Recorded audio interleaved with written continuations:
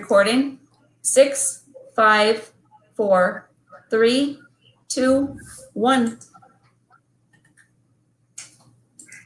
Good evening, and thank you for joining us in our webinar this evening. I am Patrick Jenkins with Wealth Advocates, and this is a key component to what we consider wealth management, which is our drive for the heart of a teacher. And that is translated, we're trying to teach concepts of financial planning, not just acting on concepts of financial planning. Tonight, we bring expert Kelly Carter with us to talk to us about tax strategies, not just one-year, one-hit wonder tax strategies, but what I would consider a macro tax strategy, a larger tax strategy, something that applies for the new 2017 tax code. I know we're all kind of faced with unique investing and financial perceptions, and I'm excited to have Kelly with us tonight to walk us through things that he's seeing across the country as he travels around talking to people about what to do in not only this economy, but in this tax structure. Kelly, thanks for joining us tonight. Patrick, thanks for having us. We're excited. Obviously, as you and I have discussed numerous times in the last couple of months, we're in uncharted water, territory we've never seen before. You know, it's interesting being in this business 30 plus years. You know, just when you think you've seen it all, here we go. So, you know, we're excited to be here. Thanks for having us. Just a little note, as you see on the screen there, folks, just use the chat tool on your screen tonight. Type in hello, let us know that you can both hear and see us okay. If you have any questions along the way, we'll address those, try to get to most of those at the end. If possible, we're going to respect your time and make sure we have you in and out of here in probably under 45 minutes, but we're going to cover a lot tonight, Patrick.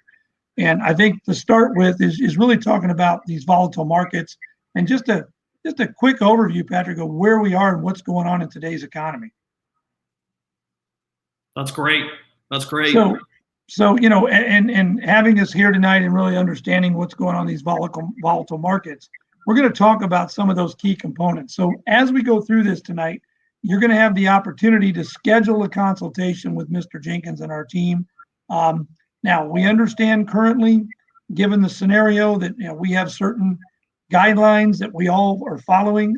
If you need to do this virtually, we have the ability with today's technology to use this platform, or based on social distancing guidelines, you can come into the office. Patrick, you want to tell them where the office is located? You know, we're down at 255 South Main Street, right next to Beehive Grill. And if you look at that offer, anybody that comes in and visits with us and does a complimentary meeting with us, we're just like you. I'm trying to support the local restaurants. Beehive Grill, fabulous restaurant in Logan, Utah. It's right next door to us. Literally, we share the same building, and there's a passageway from our office to Beehive Grill. It's a fantastic commute. Whether you come in and see us, whether we do a planning appointment by phone, still want to help support Beehive Grill. So we're going to give everybody that visits with us after this a $50 gift certificate to go over to Beehive Grill and have a fantastic dinner. That's awesome. They get to meet with you and have a great dinner. So dinner and a good time. Dinner and comedy. Yep. Wonderful. Well, we're going to jump right in here, and we're going to start with just a quick poll to get kind of a feel for where you are right now. So you're going to see on your screen here in just a second a poll pop up. And basically what we're looking for is, just given the current events, you get to pick one of these issues. Which of the following issues are you most concerned about currently for your retirement plan? Having to work longer than you thought, running out of money in retirement, the effect of taxes, or losing money, which we've all been a part of in this market decline. So again, this just is designed to give us a sense of where's your mindset, so that we can address those issues today and really dive into each one of these topics, but we'll try to stress what's most important to you. And it's interesting, we're doing this pretty much on a daily basis right now, and I'm anxious to see what the numbers look like here. So I think we can close that poll right now. Let's see what the numbers look like here, just to give you an idea of where that poll sits. Here we go. It looks like the majority of the folks is 36%, the effects of taxes on my retirement income. That's what we're seeing, and we're going to talk about that tonight. Tied for 27%, losing money and running out of money. And then 9% having to work longer. So I think what we're seeing and what we're going to talk about tonight is really the concern about the economy and where we are right now, the fragility, if you will, in what we're going to dub the coronavirus era. Again, uncharted water. Every day we're seeing different headlines. We're seeing, stock slide, markets up, unemployment. We're now into earnings season, which is going to be interesting based on this first quarter. Fed Kashkari, who's one of the Fed chairman, who I think is a brilliant individual, he's talking about 18 months of shutdowns in long, hard road. And what he means by that is recycling the economy, getting these businesses started. And, how is that going to drastically affect your retirement? So, the effect of taxes, look, the bottom line, when we start to understand that we have several things that have happened in the last 6 months, and we're going to take a step back to December prior to what we now deem the coronavirus era.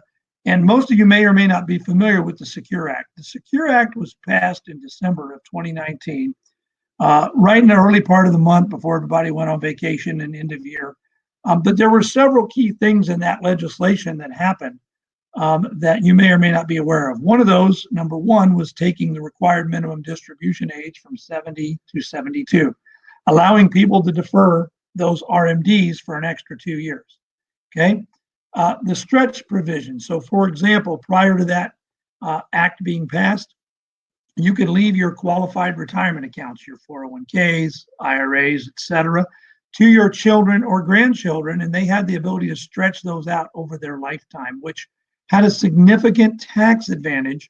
It was great for you, but not as good for the federal government. So what do you think they did? They shortened that and took that provision away.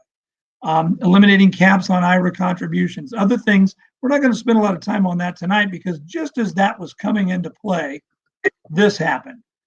And all of a sudden now we're in the CARES Act, and we're into these multiple funding solutions that have been proposed to provide liquidity. I think Patrick and I were talking earlier, which we'll touch on a little later. They're dumping over $1 billion a day into this economy and into the market.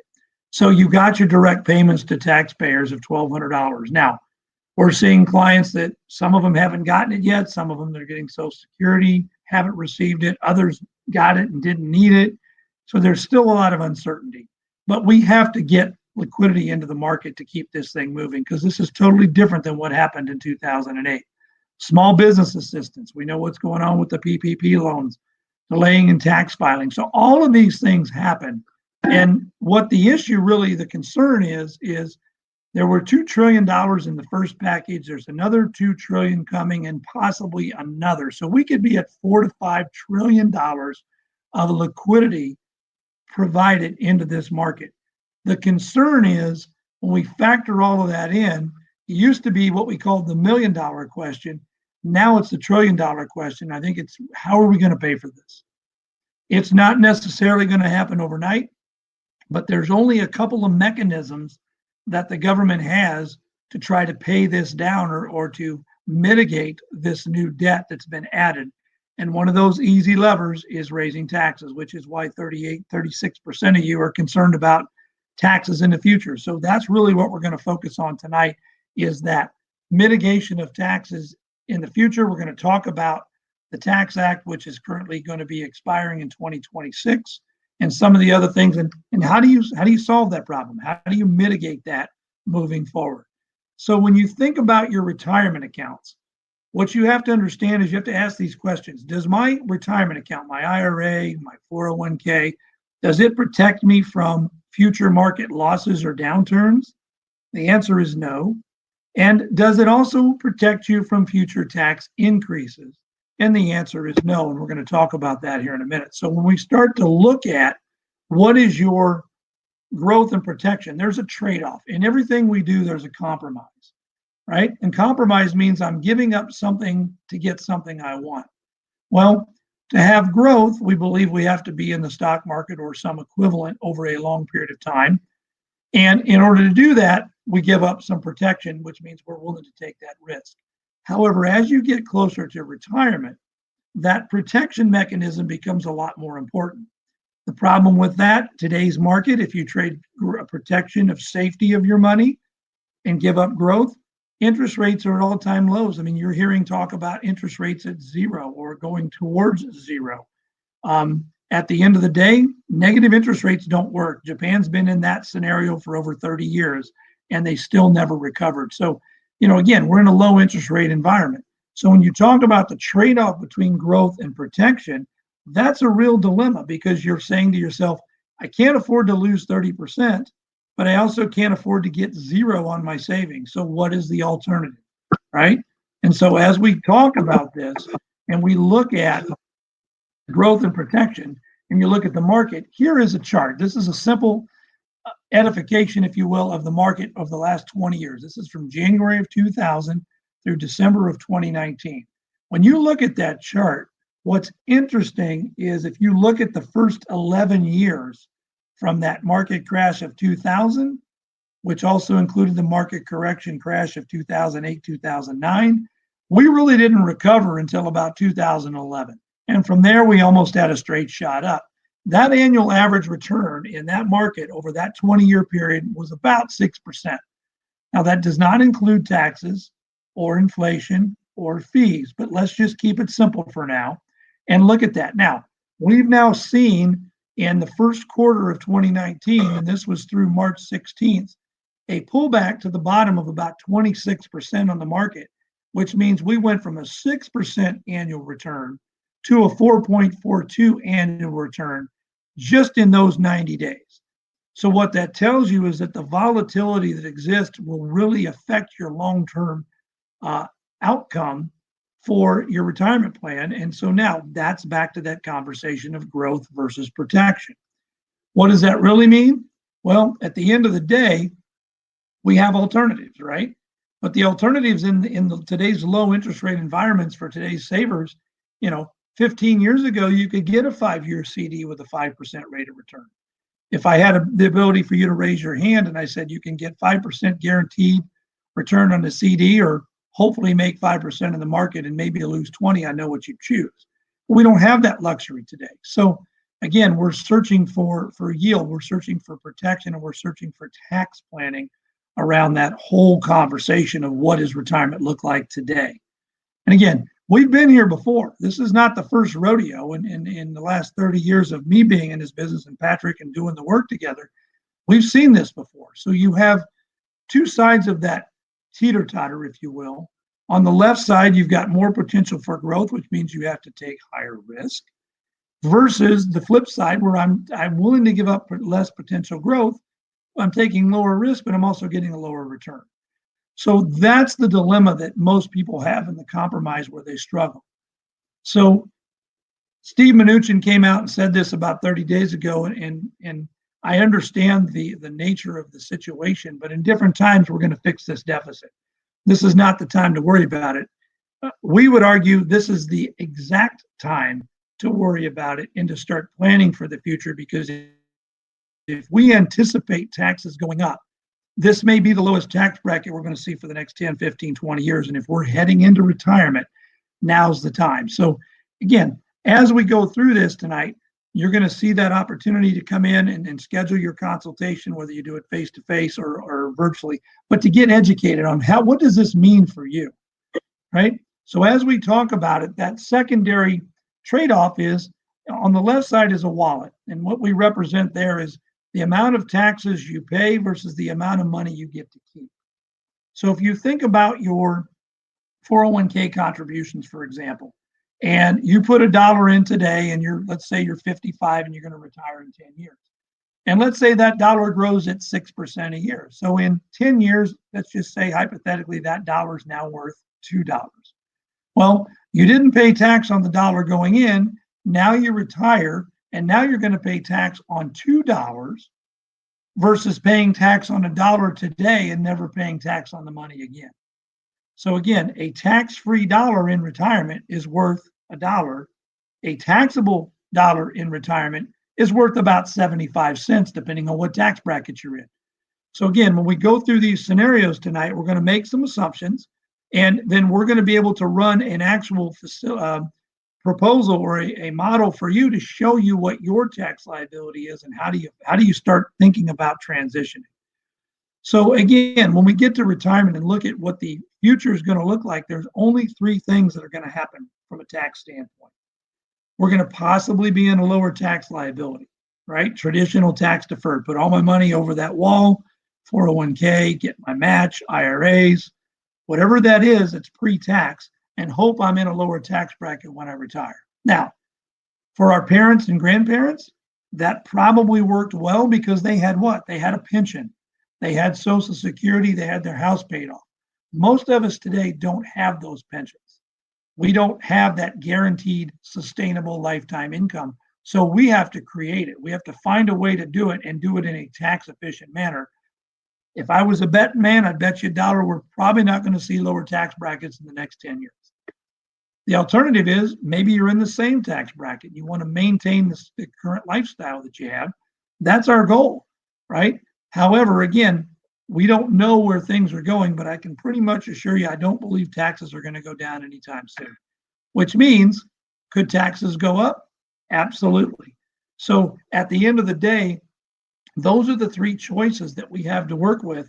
And we have to then decide how do we take where we currently are and position ourselves going forward to take advantage of the current tax code and try to get ahead of the curve. We always use the analogy, there's a light at the end of the tunnel, and it very well could be an oncoming train, whether it be a market correction, tax increases. The sooner you get off the tracks, the safer you are. So you're probably wondering to yourself, okay, Patrick, Kelly, that sounds great. How do we do that? Well, we want to take a micro versus a macro approach. So in most planning firms, a lot of times we're very short-sighted, right? As clients, we say, look, I don't want to pay any taxes right now. I want to minimize my taxes this year. I'm having a great year, and I'm going to put as much pre-tax in my retirement account as I can, and I'll worry about it later. Well, the problem with that is that we're choosing tax deferral today, and it does lower our tax bill potentially for this year. But now all those dollars are going to grow, hopefully, over the next 10, 15 years, and I'm going to pay taxes on all of the money, plus the growth, plus the match that my employer put in. So my tax liability could be 3 times higher than if I didn't do that macro approach. So the alternative then is saying, let's look at it from a macro. Let's take a step back, and let's look out 5, 10, 15 years or more. And let's minimize the taxes over your lifetime, which means what are we doing? We're considering tax-free alternatives, and there are several different ways to do this within this overall strategy, and also lower your taxable income for life. So again, you see that right there on the screen. If you have a chance and you know your schedule, click the button. But this is what we're going to talk about. We're going to run through and we're going to look at your particular scenario. We're going to use what's called the 9 to know, which is going to identify very quickly in about 5 minutes. It will give us a template for you to look at your risk profile and see where your income gap is and your taxable liability, and then say, now, what's the alternative? What can I do today to turn that tax liability into tax-free income? So again, those are the kind of things that we're going to talk about. So when we look at micro versus macro, 1 year versus a longer period of time, that's what we're going to talk about as we get into the next phase here. So we've already identified the 3 ways that you're going to pay more taxes than planned. Now, one of them already exists as part of the tax bill that was passed in 2018, where they added and changed the income tax brackets. They went to a standard deduction of $12,000 per individual, $24,000 per married couple. They also capped out state and local taxes, what they call SALT deductions. So for high tax states like California, New York, New Jersey, those SALT deductions means that those states, individuals don't get to deduct all of those high property taxes and income taxes.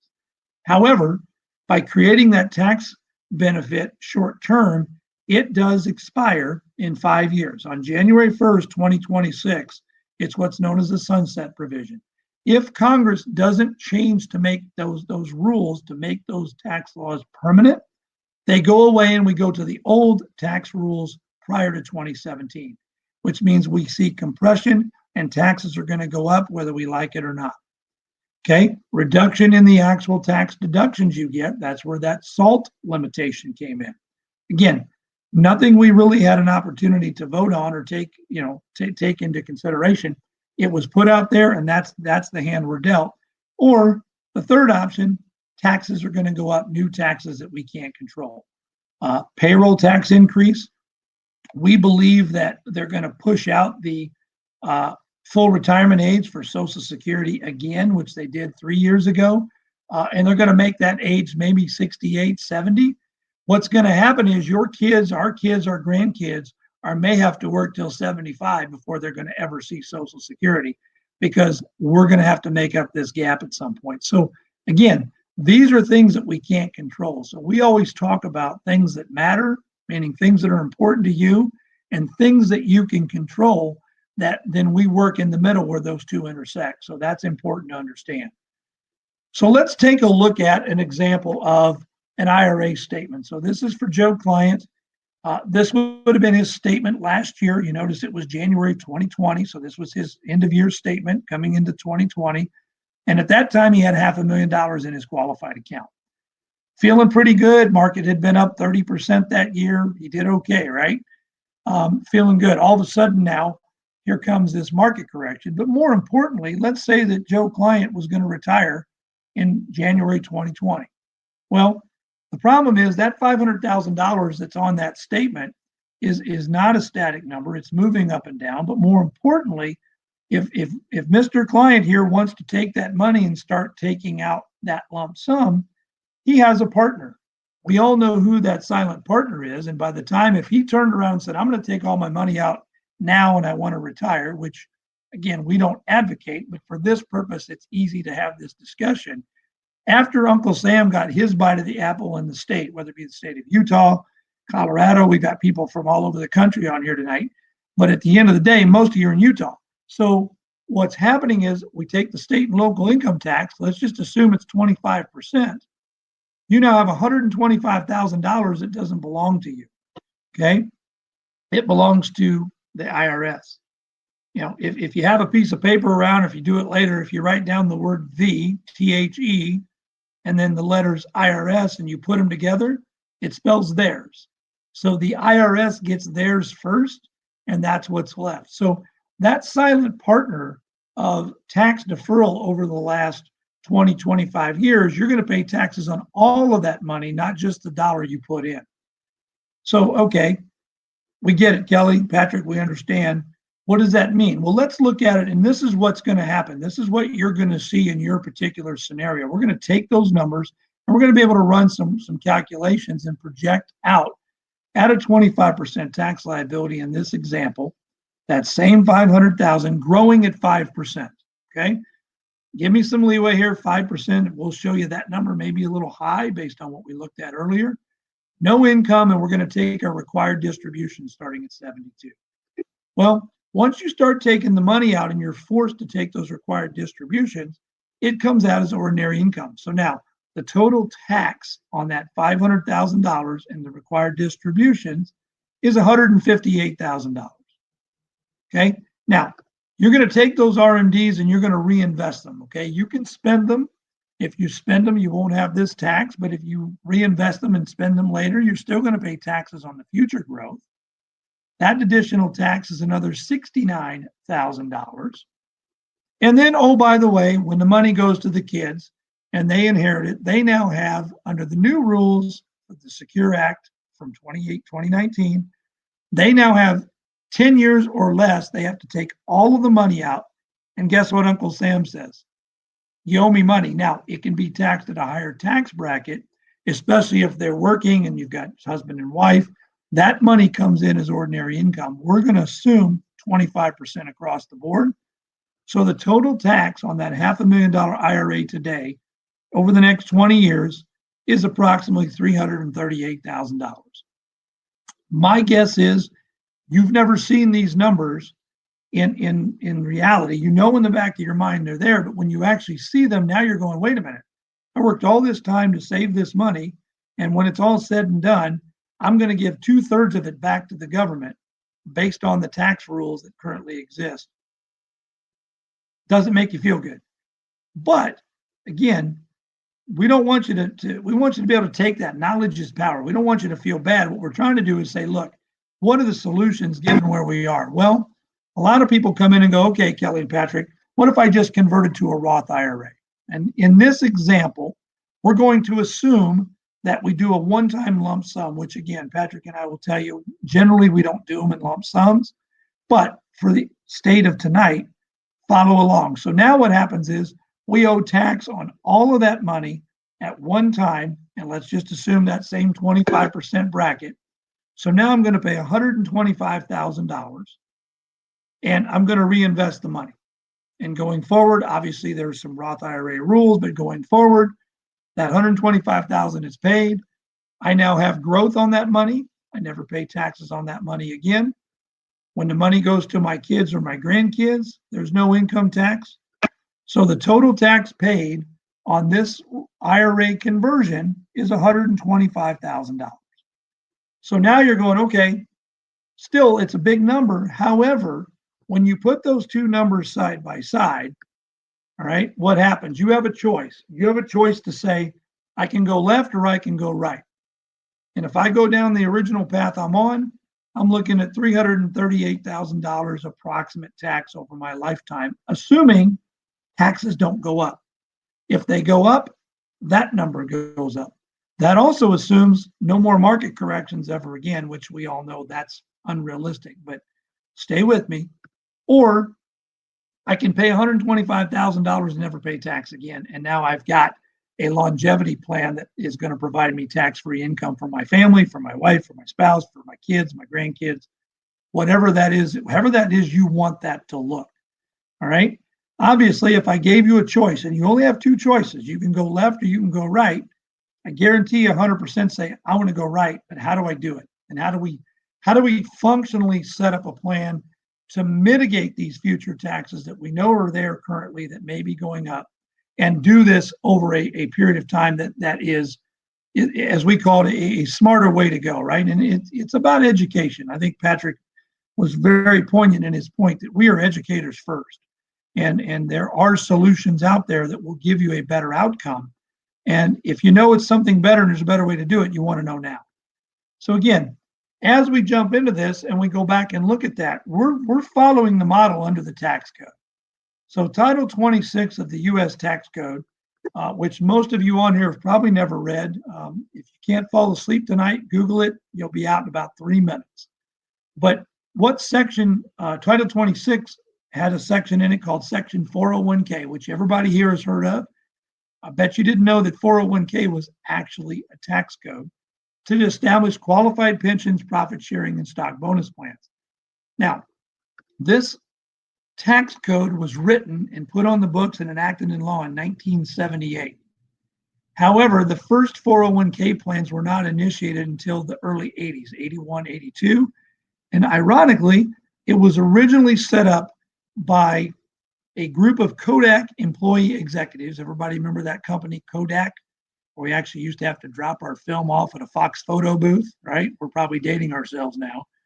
But at the end of the day, Kodak employees wanted a way to defer their compensation for retirement. So the Kodak was one of the first companies to have a 401k plan. We know, sideline, we know that Kodak declined digital photography and all the technology years ago, and we now know they're out of business, but that's a story for another day.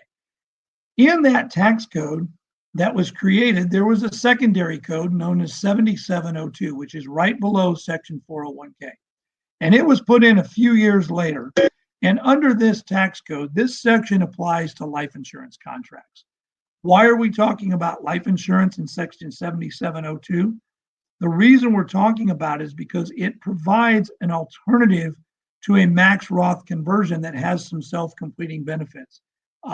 Two of the biggest benefits with this 7702 tax planning is the ability to use insurance and the deferral of the death benefits. But more importantly, we're worried about the cash value, the deferred gains.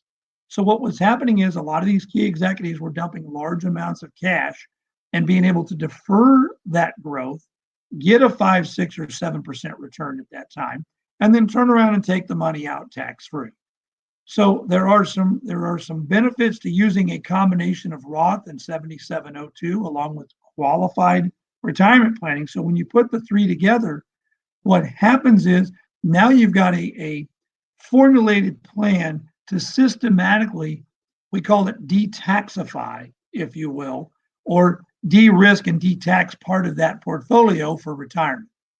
So when we go back and look, and Patrick, I want you to jump back in here because I think this is important as we kind of wind down here. But when we go back and look at this chart, one of the things we always talk about is longevity risk and making sure we don't run out of money. And when you look at that chart and see that we've actually only had a real return of about 4.42 over this last 20 years, that's a real concern because that's not the 8 or 9% that most other people are hearing, is it? No, it's not. It's a real concern for all of us as we're trying to outpace inflation. That's fractionally above inflation. And you still have to factor in the taxes at 25%. And, obviously, there's no company out there that works for free, right? When you hear these zero fee platforms or zero you get a mortgage loan with no fee, no closing costs, somebody's getting paid. It's just you're not seeing it. So you have to factor that in. But when you look at a 7702 plan, and we have the ability to go and look back the last 20 years and say, well, what if I had the alternative of using a 7702 or an index universal life, for example? And I say to you, you have two choices. You can take the red line or the green line. What do we normally hear, Patrick? We normally hear, I want the safest. I want the best return. And so what you notice here, the green line doesn't, exactly, and the green line doesn't have those risks. So that 7702 provides several things that we cannot control in a traditional qualified plan. The tax implications in the future, we can control that with a 7702 IUL structure because all of the money grows tax deferred and the income that we take out of it comes out tax free. So we've just eliminated two of the biggest concerns, which is the effective taxes on my retirement income. I'm looking at the poll over here, and losing money and running out of money. So this is a strategy that we implement in an overall plan, Patrick. And again, I think it's important to know, we don't know, we've never been in this charted water before, but we do believe that the long-term outlook on the market, we're not going to see 20% returns for a while, I don't believe. Probably not. So when we start to go down that path, now we're talking about why you're here tonight. What can we do to help you? So one of the things that we're going to do, and we're going to offer you, and you're going to get a copy of the book link here in just a minute. I'll show it to you. These are samples of the tax analysis. So what we showed you earlier, these are yours. We're going to be able to run a particular private scenario for you to look at your current tax situation, your risk profile, and what your income tax liability is in the future, and then look at alternatives. And a combination of Roth and the 7702 and the various models. And look, this is not for everybody. There are certain scenarios, and Patrick, you agree, this doesn't work for everybody. Doesn't mean it's right or wrong. It's another way to educate you on alternatives, correct? Just another tool. It is. And we use the analogy that most houses that I know, Patrick, are built from the foundation up and not the roof down. And you use a hammer, screwdriver, nails, pliers, saws, right? It's not just one tool, it's a combination. Right. And so as we go forward tonight, and for taking the time to join us, we were at a very high level. We'd love to have the opportunity to bring this down and give you some education. So one of the things tonight, as a thank you for joining us, I was fortunate enough with Mr. Martin Ruby, who is an actuary, used to be a CEO for a very large insurance company, who wrote the book called The No Compromise Retirement Plan. We're going to give you a copy of that book. We suggest you read it. It takes about an hour and a half, but we wrote it from a tax standpoint of how do we move forward in today's tax environment to maximize your retirement plan, minimize your risk, and increase your tax-free income in retirement. Hence the reason the No Compromise Retirement Plan. So you're going to get a copy of that book. When you go ahead, and you'll see the pop-up here in a minute for your offer to schedule your complimentary consultation, you're also going to get those tax analysis. You're going to see those reports in real time that are personal to you. And I think, Patrick, we've seen it enough. It's very powerful to be able to say, okay, here's what I've got. What does it mean? And what are my alternatives for the future? And again, it's all about education. So last thing is, obviously you can come into the office. You can schedule that virtual appointment. It should be popping up here in just a minute on your screen. But you're also going to get that gift card to the Beehive Pub and Grill. We're doing that to support our local community. And also, you'll know where Patrick's office is because the Beehive is right next door, right, Patrick? Yep. And again, I think, Patrick, the bottom line here and what's really important is understanding that people have options. And you want to expound on that a little bit about how that process works? I do. I want to be very clear. I'm a real believer in using lots of different tools to hit your retirement goals. And I'll tell you, you asked the question of maybe what do financial advisors do with their own money? Let me just say this. About a decade ago, my dear bride, Cynthia, and I were trying to put together our own financial plan. And, one of the things we looked at was a solution just like this. 10 years ago, we started a life insurance policy, not on myself. I started one on my mother. I started one on my mother-in-law. I'm sad to report this, but my mother-in-law passed away in September. It's very unfortunate. It's still an emotional thing for us, but it was probably one of the best financial investments we ever made. We ended up getting 10 times our money out of that tax-free. It's the largest Roth IRA concept I can come up with. And so I look on my clients as if it's the same as my own money. What's the best thing to help you achieve your goals? This is one of the tools. And that's one of the things we ought to talk about. So the process really is, it's an idea. Let's see if the idea works. There are worksheets, there's math to be done. That's the beautiful thing about investing. It's a math concept. And if it makes sense, maybe it works for you. If it doesn't make sense, it probably doesn't work for you. But it's worth having the conversation over because, as we articulated earlier, it's doubtful your taxes are going to go down. We just borrowed $2 trillion from who knows where. I don't think Social Security is solvent anymore. We had a conversation prior to this that Medicare has a run rate of 2026. So you're not taking advantage to promote your own financial future. The government's not going to be there to help you out. That's exactly right, Patrick. And again, you look at that and say, I know where the money's coming from. It's a printing press somewhere in the basement, and they keep flooding the market. Look, they did what they had to do to sustain the market and try to keep things afloat. Brilliant. But at some point, there was no other choice. But at some point, we're going to have to pay for it. And at the end of the day, it's going to be everybody on here tonight. And so the sooner we get in front of this and look at those ideas and explore those options, it's critical. And remember, one of the things that you're going to do, this consultation is educational, and it's really designed to leverage the knowledge that you have here. We've been doing this a long time, but we're here for you. The key you're going to get there is you're going to walk away with your tax analysis. You're going to walk away with a copy of the book. You're going to walk away with an income gap analysis that will show you, okay, maybe there's some things I need to tweak today to get to where I want to be in the future. And this is not doom and gloom. Patrick and I both believe a little bit of planning goes a long way, and you can still reach your goals. But if you don't have a written retirement plan, you definitely need to take advantage of this, because the 9 to Know, the book, and the tax reporting gives you the tools to make those educated decisions. And I think that's really important. Excellent point. Excellent point. We got a couple quick questions. I think we've got a few minutes to answer them. And I've got a question for you, Kelly. Before we dive into the audience questions, let me ask you this one question if I can. Yes, sir. Have you had problems getting into the barber since coronavirus? I mean, I don't know what it is about you, but you're a beautiful man. Something about your look.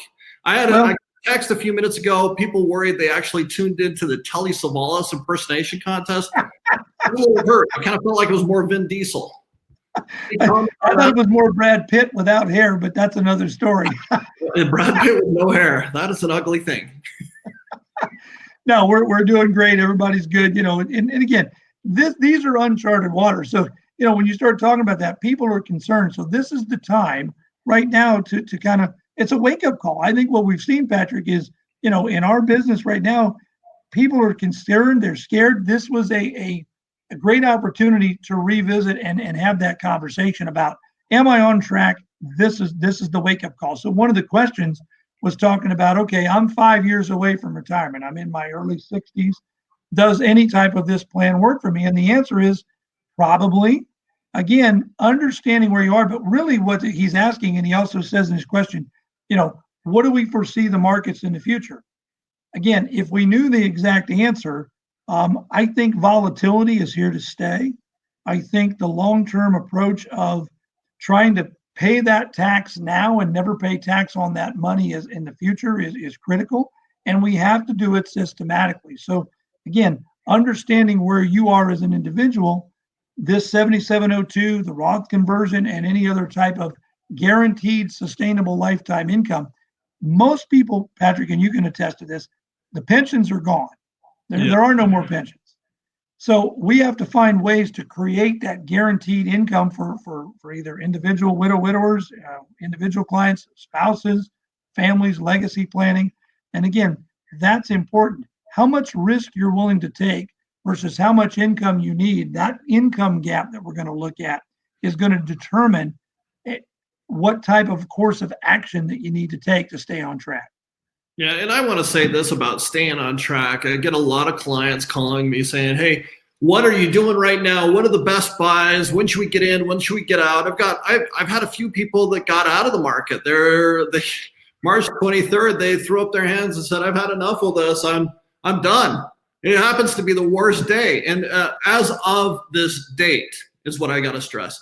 The biggest mistake I've made in all of my financial planning career is trying to time the market. I spent the last 15 years trying to help people with, again, I'll call it micro tax strategy. Here's the loophole. Here's how we can get out of tax this year. Here's how we can minimize or compress your tax brackets and get things back on track. That invisible partner, I love that. There's the IRS. That was very clever, Kelly. I hadn't heard that before, but managing taxes on a year-to-year standpoint was a great strategy all the way up to 2017. The new tax law, our old tax strategies aren't as impactful anymore. We have a larger standard deduction. We have more expanded tax brackets and fewer, and it's better for us. And you got to think about all elements of financial planning. It's not just about how are you doing in the market. It needs to be about how is your legal documents matching your tax strategy? Is that matching your investment strategy? Is that matching your retirement distribution strategy? All those are just tools that kind of come together to help us manage through hitting your retirement goals. I agree 100%. We always tell them it's not how much you make, it's how much you get to keep.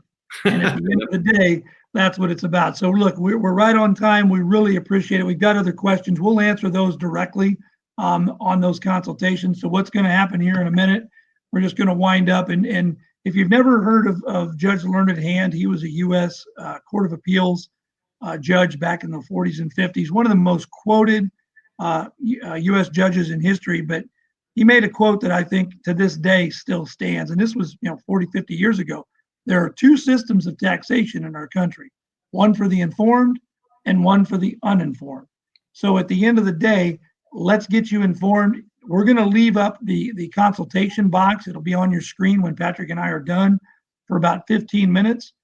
Go check your calendar, schedule now. We'll follow up and we'll decide if you want to come into the office. If you want to do it virtually, we're going to recognize and appreciate your wishes. But we are here. So if there's anything you need from us, we look forward to talking to you soon. You'll look for that email in the next couple of days with your copy of the book. There'll be a workbook with it and a link to your 9 to know, which is, again, those are the 3 pieces for you to just kind of get an idea of where you are. Patrick, I appreciate you having us here tonight. Anything else you want to say in closing? Yeah, I just want to thank all the people that joined in. This is a weird environment. And so doing a lunch and learn by a webinar is a new thing for us. So everyone that joined in tonight, thank you for your time and giving us a little bit of your home time. Kelly, thanks for coming and visiting with my people. Sharon, another idea, another tool in the financial planning tool chest here.